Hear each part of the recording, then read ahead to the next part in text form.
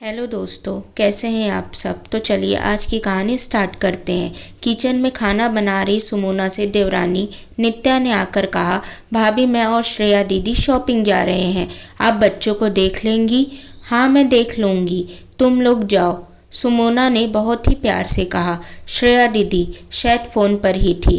नित्या ने श्रेया दीदी को बताया कि भाभी ने कहा है कि वो बच्चों को देख लेंगी, आप सुम्मी को लेकर यहाँ आ जाओ, फिर हम लोग शॉपिंग पर चलेंगे। श्रेया, नित्या और सुमोना का रिश्ता आप समझ ही गए होंगे। सुमोना घर की बड़ी बहू है। उसका एक बेटा अंकित जो 10वीं क्लास में है और बेटी निशी 8वीं क्लास में है। एक नित्या का बेटा हर्ष है जो अभी 2nd क्लास में है और ननद श्रेया की बेटी पिंकी अभी सिर्फ 2.5 साल की है। श्रेया का ससुराल उसी शहर में रहने से उसका हफ्ते में शॉपिंग के बहाने या फिर तबीयत खराब होने के बहाने से मायके का चक्कर लगता रहता है। नित्या और श्रेया की आपस में बहुत बनती थी, इसलिए दोनों अपने बच्चों का भार सुमोना पर डालकर अधिकतर शॉपिंग या घूमने निकल जाती। बड़ी बहू, यह मैं क्या सुन रही हूँ, आज फिर श्रेया और नित्या बहू शॉपिंग पर जा रहे हैं और बच्चे तुम संभालोगी। अपने आप को इतना सीधा मत दिखा। यह दोनों तेरे सीधेपन का फ़ायदा उठाती है और तू बेवकूफ़ बन जाती है। हद से ज़्यादा अच्छाई और सीधेपन की कोई कद्र नहीं करता। दोनों कभी यह नहीं कहती कि भाभी आप भी शॉपिंग पर चलो। सास अनीता जी सुमोना के सीधेपन पर गुस्सा होने लगी।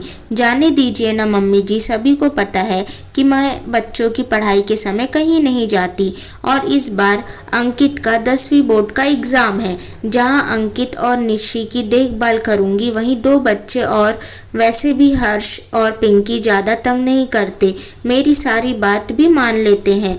और फिर आप है ना मेरा साथ देने के लिए। सुमोना ने हंसते हुए कहा, मैंने जरूर पिछले जन्म में अच्छे कर्म किए थे जो तुझ जैसी समझदार और जिम्मेदार बहू मिली। अनीता जी ने सुमोना के सिर पर प्यार से हाथ फेरते हुए बोला। तभी सुमोना का मोबाइल बजने लगा।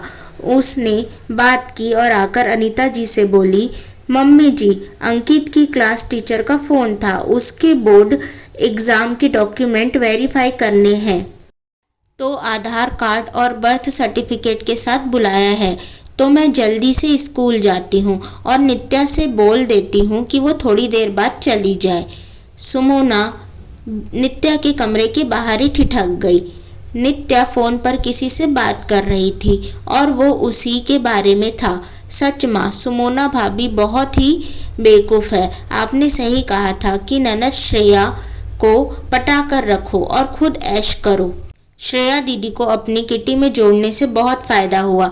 वैसे भी सुमोना भाभी बहुत बोर है। मुझे समझ नहीं आता कि कोई औरत बिना शॉपिंग और किटी के कैसे जी सकती है।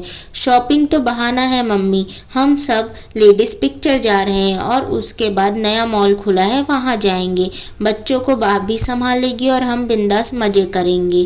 कभी कभी लगता है कि सुमोना भाभी बच्चों को पालने के लिए ही पैदा हुई है और तुम शायद बच्चा पैदा करके दूसरों के भरोसे छोड़ने के लिए पैदा हुई हो। और तुम शायद बच्चे पैदा करके दूसरों के भरोसे छोड़ने के लिए पैदा हुई हो। सुमोना की आवाज़ को सुनकर नित्या की सिट्टी पिट्टी गुम हो गई। मम्मी जी हमेशा मुझसे कहती है कि तुम और श्रेया मुझे बेवकूफ़ समझते हो, लेकिन मैं ही हमेशा उनसे कहती थी कि वो लोग ऐसी नहीं हैं। हाँ, मुझे बच्चे अच्छे लगते हैं और वो भी मुझे प्यार करते हैं। तुम दोनों कहती हो ना कि तुम्हारे बच्चे मेरी बात आसानी से मान जाते हैं। जानती हो क्यों? शायद वो दोनों अपनी मम्मी का असली चेहरा पहचानते हैं। तुमने अभी जो मेरा गुणगान किया उससे यह तो साबित हो गया कि सच में मैं बेवकूफ़ ही हूँ जो तुम दोनों को अपनी छोटी बहन समझती थी। सोचती थी कि मैं घर गृहस्थी और बच्चों में बिजी रहती हूँ तो तुम दोनों ही जिंदगी जी लो।